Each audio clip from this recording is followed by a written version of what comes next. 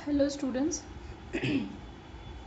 Last video में हमने सबसे इम्पॉर्टेंट थ्योरम एरनफेस्ट थ्योरम स्टार्ट की है और जिसका स्टेटमेंट और कुछ पार्ट में उसका थोड़ा सा बता चुकी थी आपको, है ना। स्टेटमेंट हम पढ़ चुके हैं, थोड़ा सा मैं रिपीट कर देती हूँ। स्टेटमेंट ये कहता है कि क्लासिकल मैकेनिक्स में अगर कोई इक्वेशन है, क्लासिकल इक्वेशन, उसमें यदि उसके डायनामिकल वेरिएबल को किसी एक्सपेक्टेशन वैल्यू से अगर हम उसको रिप्लेस कर दें तो वही इक्वेशन क्वांटम मैकेनिक्स में भी उस पार्टिकल की मोशन को डिस्क्राइब कर सकती है, ठीक है।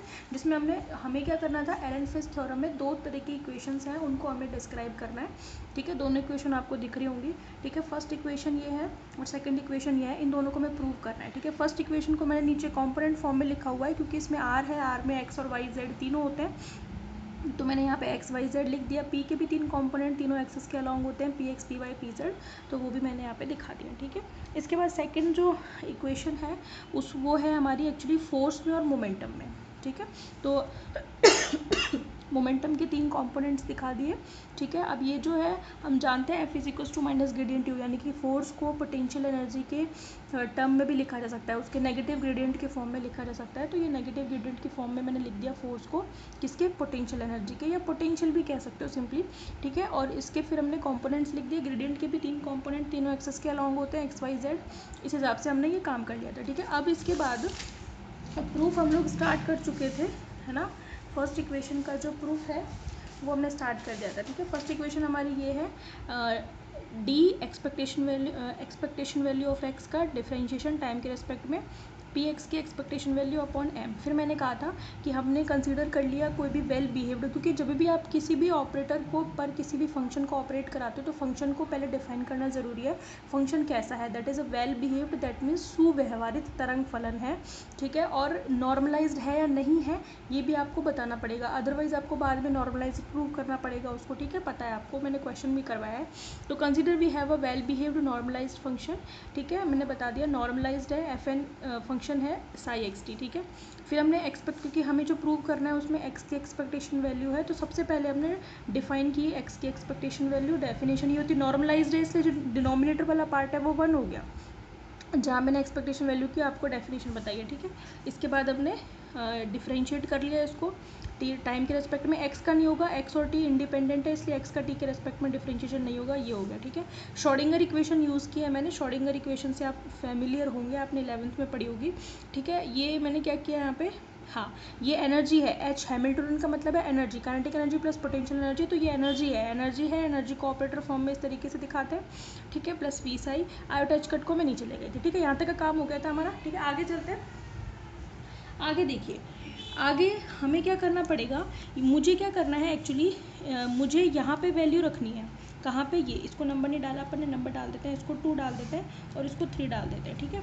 मुझे क्या चाहिए, मुझे चाहिए d psi star by d t और d psi by d t. तो d psi by d t तो हमने निकाल लिया है ना, इसको आप टी लिख दो, एक के रेस्पेक्ट में ही है तो हम इसको टोटल डिफरेंशिएशन भी लिख सकते हैं ना, कोई दिक्कत नहीं है। तो d psi by d t तो निकल गया, मुझे क्या चाहिए, d psi star by d t और चाहिए, ताकि मैं उन दोनों की वैल्यू इक्वेशन नंबर 2 में रख सकूँ। समझ में आ गई। तो हम क्या करेंगे, ये जो इक्वेशन आ गई इसका कॉम्प्लेक्स कॉन्जुगेट ले लेते हैं, ठीक है, ठीक है। इक्वेशन नंबर 3 का कॉम्प्लेक्स कॉन्जुगेट लीजिए, taking complex conjugate of equation 3। Complex conjugate कैसे लेते हैं भाई, जहाँ आयोटा होता है वहाँ पे माइनस आयोटा लगा देते हैं, ठीक है। तो आपका क्या हो जाएगा, जो साई है वो बन जाएगा साई स्टार, ठीक है। ये जो आयोटा है नीचे उसका हो जाएगा माइनस आयोटा, तो ये माइनस माइनस प्लस हो जाएंगे, ठीक है। H cut upon 2 iota M, ठीक है। फिर डेल्टा 2 ये क्या बन जाएगा, अब साई स्टार बन जाएगा, है ना। ये माइनस बन जाएगा, आयोटा की जगह माइनस आयोटा, तो ये बन जाएगा वी और ये साई स्टार, समझ में आ गई। तो ये हमारे पास क्या आ गई, इक्वेशन नंबर 4, यानी कि ये क्या है, इक्वेशन नंबर 3 का कॉम्प्लेक्स कॉन्जुगेट, ठीक है। कॉन्जुगेट के लिए बस आई की जगह साई स्टार और आयोटा की जगह माइनस आयोटा रखना है, ठीक है। ओके, अब मैं क्या कर रही हूँ, इक्वेशन 3 और इक्वेशन 4 को इक्वेशन 2 में रख रही हूँ, सेकंड में यहाँ और यहाँ, ठीक है। देखें क्या आएगा, 3 और 4 को मैं रख रही हूँ 2 में, समझ में आ गई बात। 3 और 4 को हम 2 में रखेंगे तो क्या आएगा, D by d T x, ठीक है। चलो इसको देख भी लो आप, ये है इक्वेशन हमारी, ये है, ठीक है। देखें D psi star by d T की जगह पर मुझे क्या पुट करना है, मुझे अभी जो मैंने इक्वेशन नंबर 4 निकाली है उसको रखना है यहाँ पे, ठीक है। तो क्या होएगा, ये देखो आप वैल्यू देखो, ये है, इन दोनों में ही जब आप वैल्यू रखोगे इसको, तो एच का जो उसका फर्स्ट टर्म है उसमें H cut upon 2 iota M तो कॉमन है ना, तो मैं उसको बाहर ले लूँ पहले से ही, h cut upon 2 iota M को, तो H cut upon 2 iota M को मैंने इंटीग्रेशन से ले लिया बाहर, ठीक है। उसके बाद क्या करना है मुझे, उसके बाद मुझे करना है ये वैल्यू रखनी है, ठीक है। तो ये क्या आएगा, H cut upon 2 iota M को तो मैंने बाहर ले लिया इंटीग्रेशन से, डेल्टा टू साई स्टार है ना, डेल्टा टू साई स्टार। उसके बाद यहाँ पे क्या है, एक्स साई, ठीक है। तो ये हमारा आ गया ब्रैकेट में, और एक्स साई समझ में आ गई, और इंटीग्रेशन किसका है, डी एक्स के रेस्पेक्ट में है, तो ये हो गया डी एक्स, समझ में आ गई। उसके बाद आप क्या करोगे, प्लस साई स्टार और d psi by d T की वैल्यू रखोगे, D psi by d T की वैल्यू में आपके माइनस है तो वो माइनस बाहर आ जाएगा, ये माइनस बाहर आ गया, समझ में आ गई। दूसरी बात क्या है, ये H cut upon 2 iota M आएगा फिर से, ठीक है। तो H cut upon 2 iota M को मैंने बाहर ले लिया, तो मैं दोबारा से नहीं लिख रही उसको, ठीक है। अंदर क्या आ गया आपका, अंदर आ गया आपका, हाँ डेल्टा टू साई है ना, डेल्टा टू साई, और साथ में क्या आ गया, साथ में आ गया आपके पास अच्छा पहले साई स्टार एक्स है, तो पहले साई स्टार एक्स को ही लिख दो, है ना, इधर लिख रही हूँ मैं माइनस का साई स्टार एक्स, ठीक है, ये माइनस बीच में है और ब्रैकेट बंद और साथ में डी एक्स, समझ में आ गई बात आपको। वैल्यू रख के देख लेना, मतलब मैंने आपको बता दिया 3 और 4 उसमें रखने हैं, तो आपके पास ये वाली इक्वेशन आ जाएगी, समझ में आ गई बात। और एच कट अपॉन 2 आइटम दोनों में से बाहर आ जाएगा। और रही बात सेकंड टर्म की, थर्ड और फोर्थ की सेकंड टर्म एक दूसरे से कैंसिल हो जाएगी, एक ही तो है भाई, वी साई स्टार जो है वो वी साई के इक्वल होगा, क्योंकि psi is equal to psi star है, समझ में आ गई, ठीक है। इसमें फ़र्क नहीं है, ये सेकंड टर्म एक दूसरे से कैंसिल हो जाएगी, तो ये दोनों टर्म आएंगी केवल आपके पास, ठीक है। तो इक्वेशन नंबर आपकी थर्ड के बाद थर्ड फोर्थ आपने रख दिया, तो आपके पास आ गई इक्वेशन नंबर 5, समझ में आ गई, ठीक है। अब मुझे क्या करना रहेगा, ध्यान से देखना, इक्वेशन 5 को अगर मैं सॉल्व करना चाहती हूँ तो मैं अभी जो बता रही हूँ उसको सॉल्व करना पड़ेगा, ठीक है। तो मैं लिखेंगे to solve equation 5 we have to derive following relation, equation 5 को सॉल्व करने के लिए ये निम्न संबंध हमें व्युत्पन्न करना पड़ेगा। संबंध क्या है, इससे याद कैसे रखोगे कि कौन सा रिलेशन है, तो वो मैं बता देती हूँ आपको, ऐसे याद रखना आप, ये आप डी टॉर्क ले लो, साई स्टार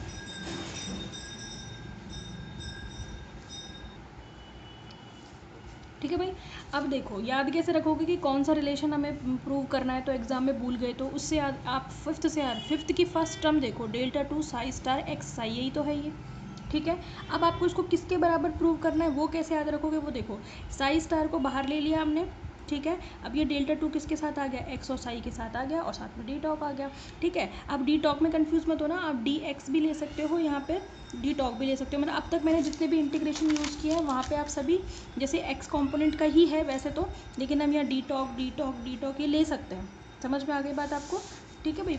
पूरे कंप्लीट उसके लिए बता रहे हैं, मैं आपको बताऊंगी आगे आएगा ये, इसका रीज़न क्या है वो भी आ जाएगा आप आगे, ठीक है। चलें देखिए, सबसे पहले इसको प्रूव कर देते हैं अपन, तो ये मैं संपूर्ण आकाश के लिए ले लेती हूँ, यहाँ पे भी मैं टॉर्क ही कर देती हूँ, ठीक है, ताकि बार बार इस चीज़ को बताना नहीं पड़ेगा। तो यहाँ पे आप सभी जगह पर टॉर्क ले लीजिए, डी टॉर्क, ठीक है। और इधर भी ये क्या बन गया, डी टॉर्क, समझ में आ गई। पूरे आकार पूरे कंप्लीट स्पेस के लिए ले रहे हैं अपन इसको, ठीक है। अब आप ये देखिए कि मुझे इसे प्रूव करना पड़ेगा, और इसे प्रूव करने के लिए यानी ये जो रिलेशन 6 है, इसे प्रूव करने के लिए मैं एक सर्व समीका को काम में लूँगी, ठीक है, ठीक है। देखें, हम एक सर्व समीका को प्रूव करेंगे, हम लिखेंगे to prove relation 6 we need to prove following, ठीक है। वो क्या है, वो आपने पढ़ी हुई भी है, ठीक है। देखो, gradient of phi A vector, है ना। अभी इसको आपको रटना नहीं है, मैं आपको तरीका बता रही हूँ। देखो, फाई क्या है, स्केलर, और ए क्या है, वेक्टर, ठीक है। इसका मुझे डाइवर्जेंस लेना है, डाइवर्जेंस कैसा है, खुद मतलब ये जो ग्रेडियंट है वो खुद वेक्टर है, ठीक है। अब देखो, हमें पता है स्केलर का जो हमेशा ग्रेडियंट होता है, स्केलर का हमेशा क्या होता है, ग्रेडियंट होता है, और वेक्टर का हमेशा डाइवर्जेंस होता है। ये वाली बात हमें पता है पहले से। तो आप कैसे करोगे, जैसे आप डिफरेंशिएशन करते हो u इंटू वी का, कैसे करते हो, पहले u का करते हो, u को बाहर रखते हो, v का करते हो, प्लस लगाते हो, फिर v को बाहर रखते हो, फिर u का करते हो, ऐसे ही करते हो। तो पहले आप क्या करो, पहले आप फाई को लो, है ना, फाई का करो, फाई का कर दिया मैंने, लेकिन फाई का क्या होगा, डाइवर्जेंस तो हो नहीं सकता, ग्रेडियंट ही होगा क्योंकि फाई स्केलर है, ठीक है। फिर डॉट क्या बच गया, ए, मतलब जो जैसे क्रम में है ना उसको वैसे ही रहने दो, हालांकि फ़र्क नहीं पड़ता, लेकिन सिमेट्री से अच्छा लगता है ना, याद रखने में भी दिक्कत नहीं आती, घिचपिच भी नहीं होती है, ठीक है। तो फाई पहले है तो मैंने फाई को रखा और ए को बाद में रख दिया, फाई का ग्रेडियंट ही पॉसिबल है, डाइवर्जेंस पॉसिबल नहीं है, ठीक है। फिर क्या करोगे, प्लस, फिर फाई आ जाएगा बाहर, फाई का काम तो हो गया, अब बचा ए का क्या होगा, ग्रेडियंट तो हो नहीं सकता, ए का क्या होगा, डाइवर्जेंस होगा। समझ में आ गई। तो ये हमें इसकी सहायता से हम इक्वेशन नंबर, रिलेशन नंबर 6 को प्रूव करेंगे। समझ में आ गई। अब सुनो मेरी बात को ध्यान से, ये है 7, है ना, put phi is equals to X psi and A vector is equals to gradient psi star, किसमें, 6 में, 7 में, ठीक है, इन 7 में मुझे क्या करना है, जहाँ जहाँ पर फाई है वहाँ पर एक्स साई रखना है, और जहाँ जहाँ पर ए है वहाँ पर ग्रेडियंट साई स्टार रखना है। समझ में आ गई बात। पहले चीज़ों को देख लो, लिंक अपने आप बन जाएंगे, अपने आप समझ जाओगे आप कि कौन सी चीज़ कहाँ कैसे क्यों आएगी, ठीक है। तो मैंने क्या क्या किया, पहले मैंने कॉम्प्लेक्स कॉन्जुगेट निकाला del psi by del t का, और del psi by del t और del psi star by del t को मैंने रख दिया इक्वेशन नंबर 5 में। फिर इसे सॉल्व करने के लिए मैंने कहा कि हमें इस रिलेशन को प्रूव करना पड़ेगा। फिर इस रिलेशन को प्रूव करने के लिए मैंने इसकी सहायता ली है। समझ में आ गई बात। और इसको कैसे याद रखना है वो भी बता दिया। अब इसमें मुझे क्या रखना है, phi is equal to X psi, और ये रखना है, ठीक है। तो क्या आएगा आपका, यहाँ पे देखो ज़रा, ग्रेडियंट की जगह पर ग्रेडियंट, फाई की जगह पर क्या रखना है, एक्स साई, और ए की जगह पर क्या रखना है, ग्रेडियंट साई स्टार, रख दिया, ठीक है। आगे देखो, ग्रेडियंट फाई की जगह पर क्या रखना है, एक्स साई, ठीक है, और ए की जगह पर क्या रखना है, ग्रेडियंट साई स्टार। सही चल रही हूँ। आगे देखिए, फाई की जगह पर क्या रखना है, एक्स साई, ठीक है, और इसकी जगह पर ए की जगह पर क्या रखना है, ग्रेडियंट साई स्टार। एक पहले से है, ग्रेडियंट का डाइवर्जेंस डेल्टा 2 बनाता है, तो ये बन गया डेल्टा 2 साई स्टार। बात समझ में आ गई। मतलब मेरे कहने का ये है कि जब आप ग्रेडियंट का डाइवर्जेंस करोगे ना, ऐसे आएगा ना, तो वो बन जाएगा डेल्टा 2 साई स्टार। समझ में आ गई बात आपको, ठीक है, ओके। अब देखो आप, अब देखो, इसमें से इसको ले लो आप, इसको इधर ही रख लो और इसको इधर ले आओ। समझ में आ गई बात आपको। मतलब इसको मुझे LHS में लेकर के आना है और बाकी दूसरी टर्म को नेगेटिव में लेकर के जाना है। तो क्या आएगा, X psi delta 2 psi star is equal to, ये इधर आ जाएगा तो क्या बन जाएगा, X psi gradient psi star minus gradient x psi dot gradient psi star. समझ में आ गई बात, ठीक है। अब मेरी बात सुनो आप, अब क्या होगा कि अब मैं क्या कर रही हूँ, मैं अगर दोनों साइड पे क्या ले लूँ, इंटीग्रेशन ले लूँ, ठीक है, टेकिंग इंटीग्रेशन,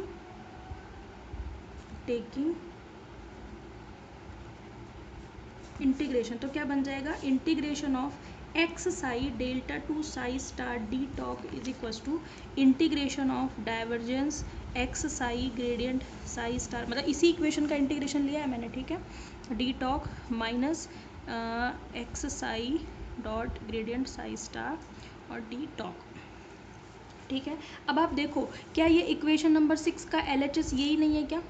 बस आप एक चीज़ बता दो, सिंस ये जो इक्वेशन नंबर 6 का LHS है उसमें क्या है, delta 2 psi star x psi D talk है, और ये क्या है, x psi delta 2 psi star D talk. दोनों बराबर होते हैं, मतलब दोनों में फ़र्क नहीं है। आप ये मत सोचो कि ये अलग है या ये अलग है। समझ में आ गई, दोनों एक ही चीज़ है। मतलब एक्स साई को पहले लिख दिया इसमें, और डेल्टा 2 साई स्टार, मतलब ऐसे ही तो है ये। समझ में आ गई।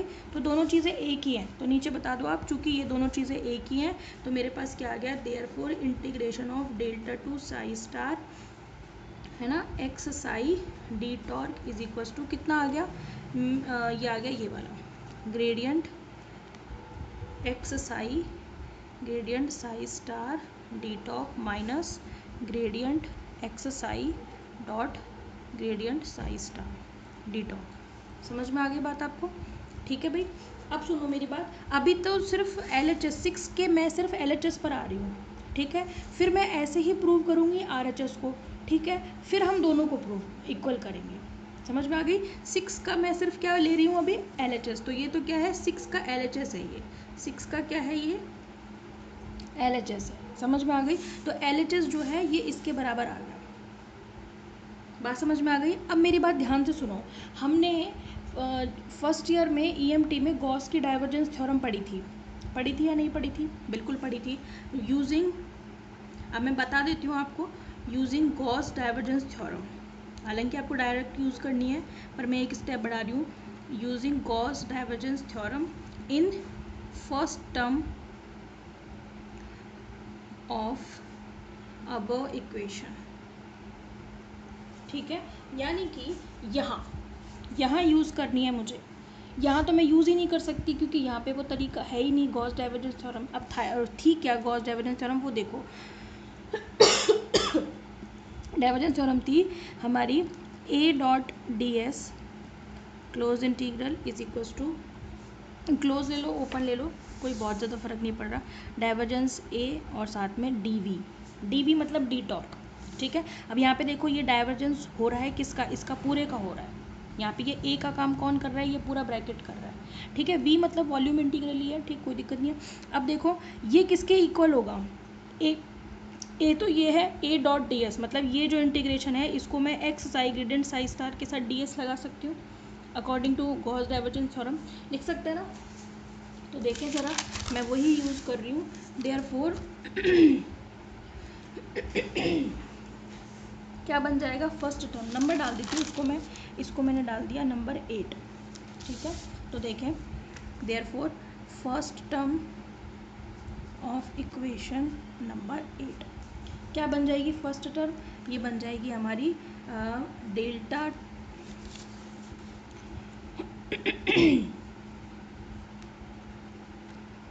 हाँ देखें, ये बन जाएगी हमारी gradient x psi gradient psi star D talk किसके बराबर आ जाएगी, ये आ जाएगी हमारी A.ds। ए की जगह पर क्या है, x psi gradient psi star और साथ में ds। समझ में आ गई। अब पता है क्या होगा, इसकी वैल्यू आ तो गई इसके बराबर, लेकिन इसकी वैल्यू आएगी 0। पता है क्यों आएगी, क्योंकि संपूर्ण आकाश के लिए, यानी कि एक कंप्लीट स्पेस के लिए, है ना, अनंत होने पर ये जो सरफेस इंटीग्रल है इसकी वैल्यू हो जाएगी 0। समझ में आ गई। मतलब भाई पूरा आकाश तो बहुत बड़ा है ना, उसका जो सरफेस है वो तो इनफाइनाइट पर होगा, क्योंकि पूरे आकाश या होल जो स्पेस है उसका जो सरफेस है वो इनफाइनाइट पर है अगर, तो उसका जो सरफेस इंटीग्रल है वो तो 0 होगा। तो हम यहाँ कहेंगे since surface of whole space is at infinite, therefore this surface integral will be 0, ठीक है, इसलिए ये 0 है। समझ में आ गई। यानी कि क्या हुआ कि इक्वेशन नंबर 8 का जो फर्स्ट टर्म है वो 0 हो गई, तो बची क्या, therefore बाय इक्वेशन 8 क्या बचा हमारे पास, delta 2 psi star x psi d tau is equal to minus gradient, इसी को लिख रही हूँ मैं, ठीक है, gradient x psi dot gradient psi star d tau. समझ में आ गई। अब हम पता है क्या करेंगे, अब हम ये करेंगे कि अभी तक तो मैंने सिर्फ LHS को इसके बराबर प्रूव किया है, अब मैं क्या करूँगी, अब मैं RHS को भी ऐसे ही किसी रिलेशन के इक्वल लेकर आऊँगी। इसके लिए मुझे क्या करना पड़ेगा, इस सर्व समीकरण में जैसे मैंने यहाँ पे एक्स साई रखा था और A की जगह ये रखा था, अब मैं फाई की जगह पर रखूँगी साई स्टार और A की जगह पर रखूँगी ग्रेडियंट एक्स साई, और यही प्रोसेस को फॉलो करके उसके इक्वल भी मैं कुछ लेकर के आऊँगी।